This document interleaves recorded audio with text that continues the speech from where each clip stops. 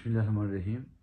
सहाबा इकराम और अहले बैत की आपस में मोहब्बत को देखना हो तो इतना ही काफ़ी है कि करबला के मैदान के अंदर इमाम हुसैन हैं और इमाम हुसैन के साथ अबू बकर हैं, इमाम हुसैन के साथ हज़रत उमर हैं, इमाम हुसैन के साथ उस्मान हैं। अबू बकर, उमर, उस्मान वहाँ करबला में भी नज़र आते हैं। ये कौन हैं?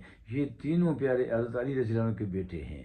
हज़रत अली के 9 बेटे वहाँ शहीद होते हैं। उनमें एक का नाम अबू बकर है, एक का नाम उमर है, एक का नाम उस्मान है। अगर सहाबा अहले बैत में मोहब्बत देखनी हो तो हज़रत अली को देखो कि उन्होंने अपने बेटों के नाम भी अबू बकर का नाम रखा, उमर का नाम रखा, उस्मान का नाम रखा। क्या ये हमारे लिए काफ़ी नहीं है?